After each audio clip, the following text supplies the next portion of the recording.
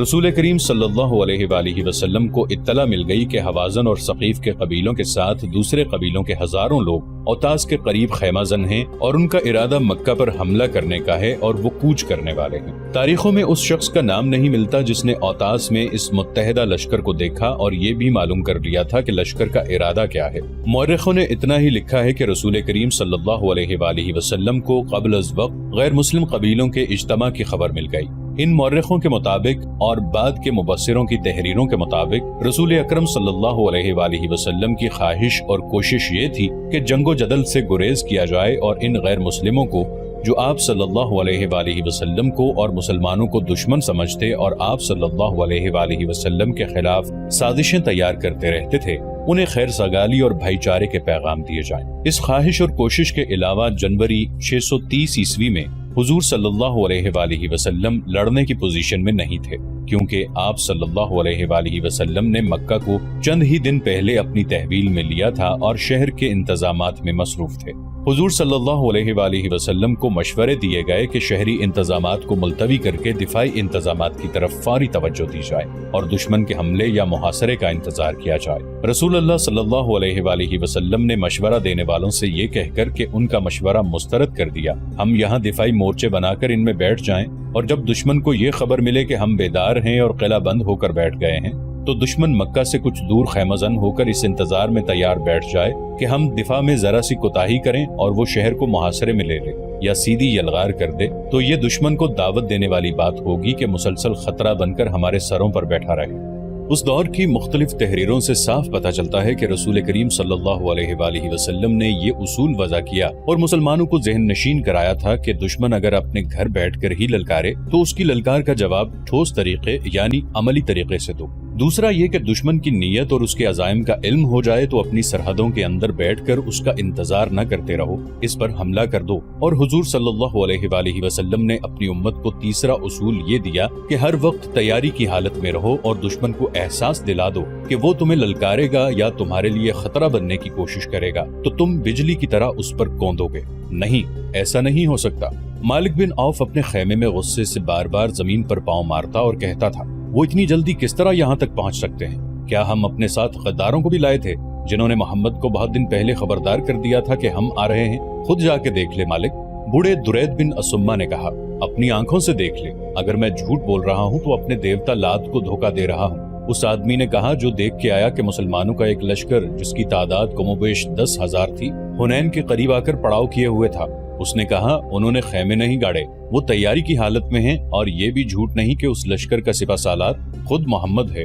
مالک بن عوف غصے سے باولا ہوا چلا جا رہا تھا، وہ مسلمانوں پر اچانک ٹوٹ پڑنے چلا تھا۔ اس نے اوتاس سے مکہ کی طرف پیش قدمی کا حکم دے دیا تھا، مگر اسے اطلاع ملی کہ مسلمان اپنے رسول صلی اللہ علیہ وآلہ وسلم کی قیادت میں اس کی جمعیت سے تھوڑی ہی دور حنین کے گرد و نواح میں آ گئے ہیں اور مقابلے کے لیے تیار ہیں۔ غصہ تیری عقل کو کمزور کر رہا ہے مالک، درید نے اسے کہا، اب محاصرے اور یلغار کو دماغ سے نکال اور اس زمین سے فائدہ اٹھا جس پر مسلمانوں سے تیرا مقابلہ ہوگا۔ تو اچھی چالیں سوچ سکتا ہے، تو دشمن کو دھوکہ دے سکتا ہے، تجھ میں جرت ہے، پھر تو کیوں پریشان ہو رہا ہے؟ میں تیرے ساتھ ہوں۔ میں تجھے ایک بار پھر کہتا ہوں کہ حوازن کے لوگوں نے اپنی عورتوں اور بچوں اور اپنے مویشیوں کو ساتھ لا کے اچھا نہیں کیا۔ آ میرے ساتھ حنین کی وادی کو دیکھیں۔ وہ دونوں اس علاقے کو دیکھنے چل پڑے جہاں لڑائی متوقع تھی۔ رسول کریم صلی اللہ علیہ وآلہ وسلم کے ساتھ مجاہدین کی جو فوج تھی اس کی تعداد 12,000 تھی۔ اس نفری میں مکہ کے 2,000 ایسے افراد تھے جنہیں اسلام قبول کیے ابھی چند دن ہوئے تھے۔ بعض صحابہ کرام رضی اللہ عنہم ان 9 مسلموں پر بھروسہ کرنے پر آمادہ نہیں تھے، لیکن اللہ کے رسول صلی اللہ علیہ وآلہ وسلم کو اپنے اللہ پر بھروسہ تھا۔ ابو سفیان رضی اللہ عنہ، اکرمہ رضی اللہ عنہ اور صفوان رضی اللہ عنہ بھی 9 مسلم تھے۔ یہ تینوں سرداری اور سالاری کے رتبوں کے افراد تھے جن کا نو مسلم قریش پر اثر و رسوخ بھی تھا، لیکن دیکھا یہ گیا کہ یہ سب اپنی مرضی سے اس لشکر میں شامل ہوئے تھے۔ ایک مورخ نے لکھا ہے کہ ان تینوں نے مجاہدین کے لیے کم و بیش 100 زرہ بکتر دیے تھے۔ یہ لشکر 27 جنوری 630 عیسوی 6 شوال 8 ہجری کی صبح مکہ سے روانہ ہوا اور 31 جنوری کی شام حنین کے گرد و نواح میں پہنچ گیا تھا۔ کوچ برق رفتار تھا۔ رسول کریم صلی اللہ علیہ وآلہ وسلم کو معلوم تھا کہ قبیلہ حوازن اور قبیلہ ثقیف لڑنے والے قبیلے ہیں اور ان کے قائد درید اور مالک جنگی فہم و فراست اور چالوں سے بخوبی واقف ہیں۔ اس لیے آپ صلی اللہ علیہ وآلہ وسلم نے ہراول میں جن 700 مجاہدین کو رکھا وہ بنو سلیم کے تھے اور ان کے کمانڈر خالد رضی اللہ عنہ بن ولید تھے۔ حنین ایک وادی ہے جو مکہ سے 11 میل دور ہے۔ بعض جگہوں پر یہ وادی 7 میل چوڑی ہے، کہیں اس کی چوڑائی اس سے بھی کم ہے اور حنین کے قریب جا کر وادی کی چوڑائی کم ہوتے ہوتے بمشکل 2 فرلانگ رہ جاتی ہے۔ یہاں سے وادی کی سطح اوپر کو اٹھتی ہے، یعنی یہ چڑھائی ہے۔ آگے ایک درہ نما راستہ ہے جو دائیں بائیں مڑتا ایک اور وادی میں داخل ہوتا ہے۔ اس وادی کا نام نخلۃ الیمانیہ ہے۔ راستہ خاصا تنگ ہے۔ مسلمانوں نے اپنے جاسوسوں کی آنکھوں سے دیکھا کہ قبیلوں کے متحدہ فوج ابھی اوتاس کے قریب خیمہ زن ہے، مگر جاسوس رات کی تاریکی میں نہ جھانک سکے یا انہوں نے ضرورت نہیں محسوس کی کہ رات کو بھی دیکھ لیتے کہ دشمن کوئی نقل و حرکت تو نہیں کر رہا۔ دن کے دوران متحدہ قبیلوں کے کیمپ میں کوچ کا پیش قدمی کی تیاری کے کوئی آثار نظر نہ آئے۔ کیمپ پر مردنی سی چھائی ہوئی تھی، کوئی سرگرمی نہیں تھی۔ 1 فروری 630 عیسوی بمطابق 11 شوال 8 ہجری کی سحر مجاہدین نے اوتاس کی طرف پیش قدمی کی۔ اسکیم یہ تھی کہ دشمن کے کیمپ پر یلغار کی جائے گی۔ امید یہی تھی کہ دشمن کو بے خبری میں جا لیں گے۔ پیش قدمی مکمل طور پر منظم تھی۔ ہراول میں بنو سلیم کے مجاہدین تھے جن کے قائد خالد رضی اللہ عنہ بن ولید تھے۔ اس حیثیت میں خالد رضی اللہ عنہ سب سے آگے تھے۔ اسلامی فوج کی نفری تو 12,000 تھی، لیکن اس باقاعدہ فوج کے ساتھ ایک بے قاعدہ فوج بھی تھی جس کی نفری 20,000 تھی۔ یہ مکہ اور گرد و نواح کے وہ لوگ تھے جو فوج کی مدد کے لیے ساتھ آئے تھے۔ ایک واقعہ قابل ذکر ہے۔ اتنا زیادہ لشکر دیکھ کر بعض صحابہ کرام رضی اللہ عنہ نے بڑے فخر سے کہا، کون ہے جو ہمیں شکست دے سکتا ہے؟ 2 مورخوں نے لکھا ہے کہ اس فخر میں تکبر کی جھلک بھی تھی۔ خالد رضی اللہ عنہ اسلامی لشکر کے آگے تھے۔ وہ وادی حنین کے تنگ راستے میں داخل ہوئے تو صبح طلوع ہو رہی تھی۔ خالد رضی اللہ عنہ نے اپنے گھوڑے کو ایڑ لگائی اور رفتار تیز کر دی۔ خالد رضی اللہ عنہ جوشیلے جنگجو تھے اور جارحانہ قیادت پہ یقین رکھتے تھے۔ وہ جب مسلمان نہیں ہوئے تھے تو قبیلہ قریش کے سردار اعلیٰ ابو سفیان انہیں سب سے بڑی شکایت یہ تھی کہ وہ انہیں کھل کر لڑنے نہیں دیتے تھے۔ ان کے قبول اسلام کی ایک وجہ یہ بھی تھی کہ انہوں نے رسول کریم صلی اللہ علیہ وآلہ وسلم کی عسکری قیادت میں وہ جذبہ دیکھا تھا جو انہیں پسند تھا۔ خالد رضی اللہ عنہ نے قبول اسلام سے پہلے اکرمہ سے کہا بھی تھا کہ میرے عسکری جذبے اور میدان جنگ میں جارحانہ انداز کی قدر صرف مسلمان ہی کر سکتے ہیں۔ رسول اللہ صلی اللہ علیہ وآلہ وسلم کی خالد رضی اللہ عنہ کی عسکری اہلیت اور قابلیت کی جو قدر تھی، اس کا ثبوت یہ تھا کہ وہ اتنے بڑے لشکر کے ہراول کے کمانڈر تھے۔ صبح طلوع ہو رہی تھی جب خالد رضی اللہ عنہ بن ولید کا ہراول کا دستہ گھاٹی والے تنگ راستے میں داخل ہوا۔ اچانک زمین و آسمان جیسے پھٹ پڑے۔ حوازن، ثقیف اور دیگر قبیلوں کی متحدہ فوج کے نعرے گھٹاؤں کی گرج اور بجلیوں کی کڑک کی طرح بلند ہوئے اور موسلا دھار بارش کی طرح تیروں کی بوچھاڑیں آنے لگی۔ یہ تیر دائیں بائیں کی چٹانوں اور ٹیکریوں سے آ رہے تھے۔ یہ دشمن کی گھات تھی۔ مالک بن عوف اور درید بن اسمہ نے دن کے وقت اپنے کیمپ میں کوئی سرگرمی ظاہر نہیں ہونے دی تھی۔ ایسے معلوم ہوتا تھا جیسے یہ جنگی کیمپ نہیں، کسی قافلے کا پڑاؤ ہے۔ شام کے بعد مالک بن عوف اپنی فوج کو حنین کے تنگ راستے پر لے گیا اور تیر اندازوں کو دونوں طرف چھپا کر بٹھا دیا تھا۔ تیروں کی بوچھاڑیں اچانک بھی تھیں اور بہت زیادہ بھی۔ مجاہدین کے گھوڑے تیر کھا کے بے لگام ہو کے بھاگے۔ جو سوار تیروں سے محفوظ رہے وہ بھی پیچھے کو بھاگ اٹھے۔ تیروں کی بوچھاڑیں اور تند و تیز ہو گئیں۔ گھوڑے بھی بے قابو اور سوار بھی بے قابو ہو گئے۔ بھگدڑ مچ گئی۔ مت بھاگو! خالد رضی اللہ عنہ بن ولید تیروں کی بوچھاڑوں میں کھڑے چلا رہے تھے۔ پیٹھ نہ دکھاؤ، مقابلہ کرو، ہم دشمن کو۔ گھوڑوں اور سواروں کی بھگدڑ ایسی تھی کہ خالد رضی اللہ عنہ بن ولید کی پکار کسی کے کانوں تک پہنچی ہی نہیں تھی۔ کوئی یہ دیکھنے کے لیے بھی نہیں رکتا تھا کہ خالد رضی اللہ عنہ کے جسم میں کتنے تیر اتر گئے ہیں اور وہ پیچھے ہٹنے کی بجائے وہیں کھڑے اپنے دستے کو مقابلے کے لیے للکار رہے ہیں۔ وہ آخر بھگدڑ کے ریلے کی زد میں آ گئے اور ان کے دھکوں سے یوں دور پیچھے آ گئے جیسے سیلاب میں بہہ گئے ہوں۔ جب بھگدڑ کا ریلا گزر گیا تو خالد رضی اللہ عنہ اتنے زخمی ہو چکے تھے کہ گھوڑے سے گر پڑے اور بے ہوش ہو گئے۔ ہراول کے پیچھے اسلامی فوج آ رہی تھی۔ اس کے رضاکاروں کا بے قاعدہ لشکر بھی تھا۔ ہراول کا دستہ بھاگتا دوڑتا پیچھے کو آیا تو فوج میں بھی بھگدڑ مچ گئی۔ ہراول کے بہت سے آدمیوں کے جسموں میں تیر پیوست تھے اور ان کے کپڑے خون سے لال تھے۔ घोड़ों को भी तीर लगे हुए थे। मालिक बिन औफ की फौज के नारे जो पहले से ज्यादा बुलंद हो गए थे सुनाई दे रहे थे। ये हाल देखकर इस्लामी फौज बिखर कर पीछे को भागी। बाज मौर्रिखों ने लिखा है कि वो कुरैश जो बेदिली से मुसलमान हुए थे और इस्लामी फौज के साथ आ गए थे, उन्होंने इस भगदड़ को यूं बढ़ाया जैसे जलती पर तेल डाला जाता है। वो न सिर्फ भागे बल्कि उन्होंने खौफो हिरास फैलाया। उन्हें एक खुशी तो ये थी कि लड़ाई से बचे और दूसरी ये कि मुसलमान भाग निकले हैं और उन्हें शिकस्त हुई है। मुसलमानों की कुछ नफरी वहीं जा पहुंची जहां से चली थी। उस जगह को फौजी अड्डा यानी बेस बनाया गया था। ज्यादा तादाद उन मुसलमानों की थी जिन्होंने पीछे हटकर ऐसी जगहों पर पनाह ले ली जहां छुपा जा सकता था, लेकिन वो छुपने के लिए बल्कि छुपकर ये देखने के लिए वहां रुके थे कि क्या हुआ है और वो दुश्मन कहाँ है जिससे डरकर पूरी फौज भाग उठी है।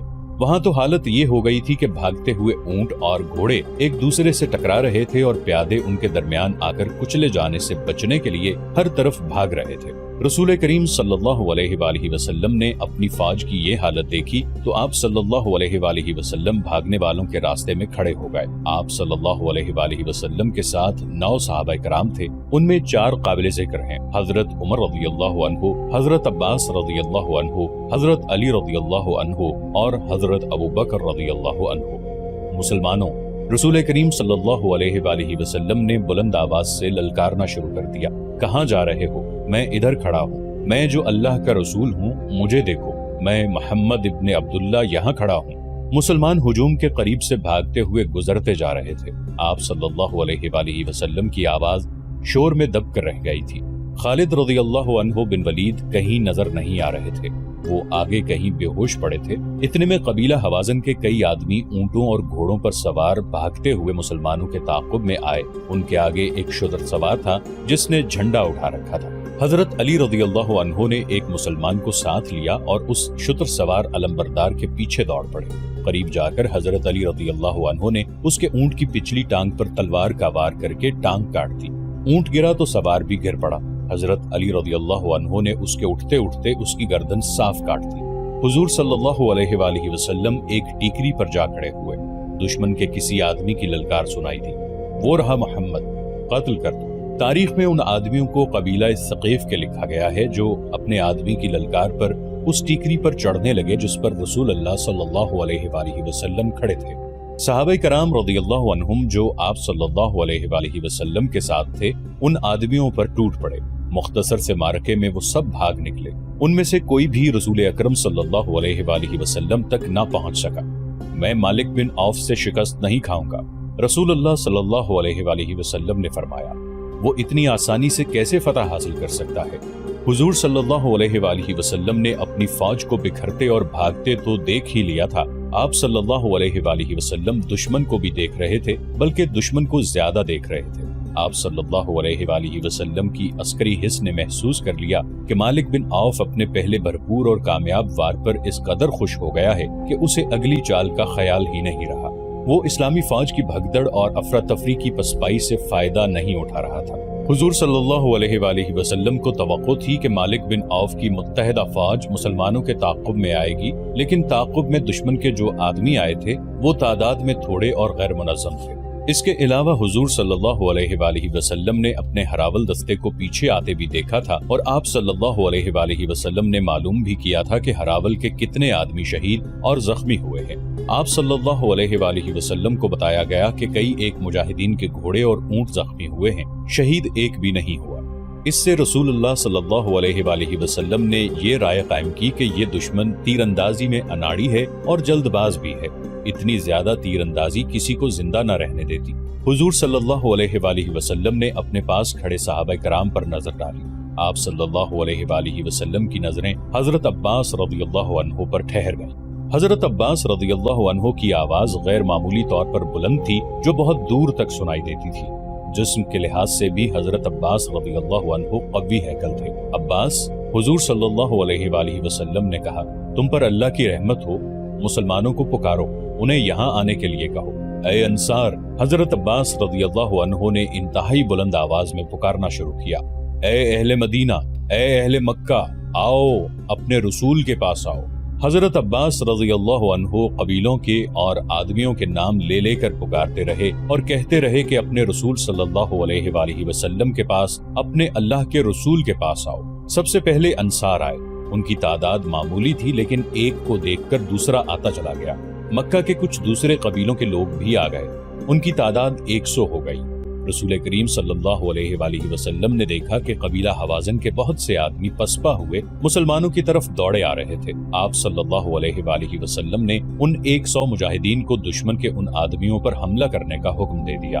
मुजाहिदीन उनके अक़ब से उन पर टूट पड़े। हवाज़न के आदमी बौखला गए और मुकाबले के लिए संभलने लगे, लेकिन मुजाहिदीन ने उन्हें संभलने की मोहलत न दी। उनमें बहुत से भाग निकले। उनके जख्मी और हलाक होने वाले पीछे रह गए तो वो अचानक ऐसे हालात पैदा हो गए कि मुजाहिदीन में भगदड़ मच गई थी, वरना वो हमेशा अपने से कई गुना ज्यादा दुश्मन से लड़े और फातेह और कामरान रहे थे। उन्होंने देखा कि अब्बास रज़ियल्लाहु अन्हु की पुकार पर मुसलमान रसूल अकरम सल्लल्लाहु अलैहि वसल्लम के हुजूर इकट्ठे हो रहे हैं और दुश्मन मुसलमानों के छोटे से गिरोह के जवाबी हमले को भी बर्दाश्त नहीं कर सका। और उन्होंने ये भी देखा कि हवाज़न और सकीफ उनके ताक़ुब में नहीं आ रहे तो कई हजार मुजाहिदीन वापस आ गए।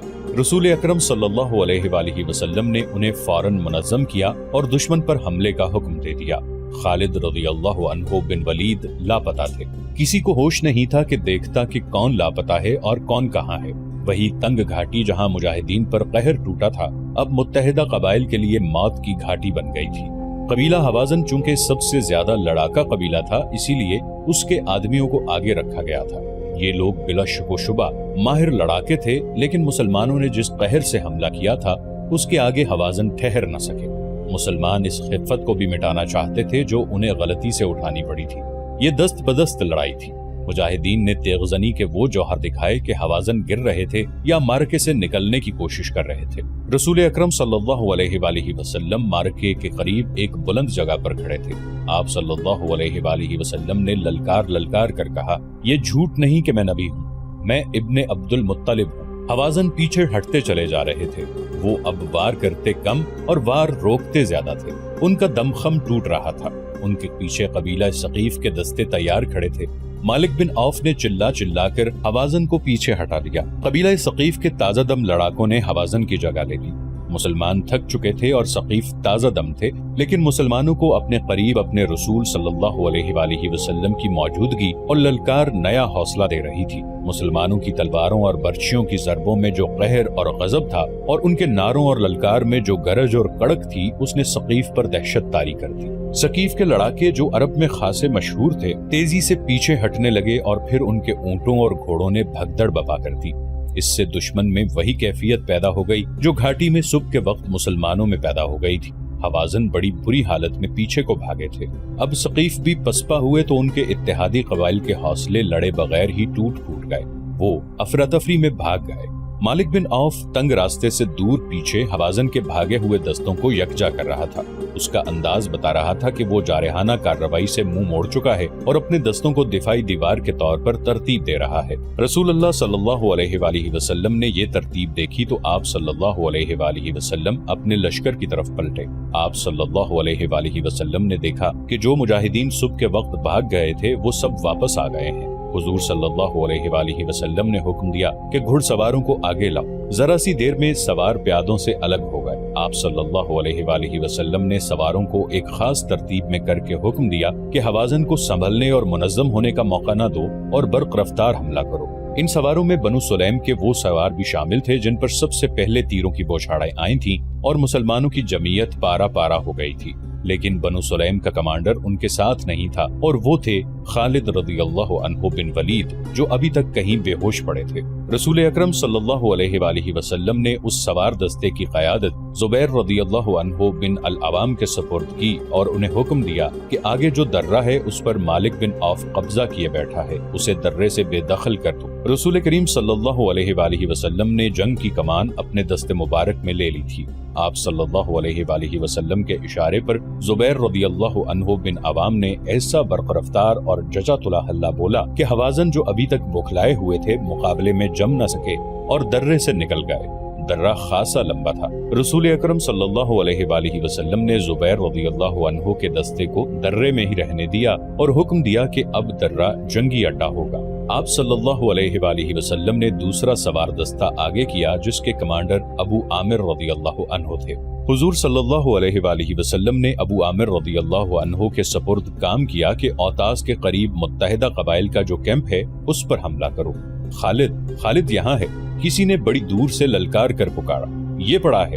رسول اکرم صلی اللہ علیہ وآلہ وسلم دوڑے گئے اور خالد رضی اللہ عنہ تک پہنچے۔ خالد رضی اللہ عنہ ابھی تک بے ہوش پڑے تھے۔ آپ صلی اللہ علیہ وآلہ وسلم خالد رضی اللہ عنہ کے پاس بیٹھ گئے اور انتہائی شفقت سے ان کے سر سے پاؤں تک پھونک ماری۔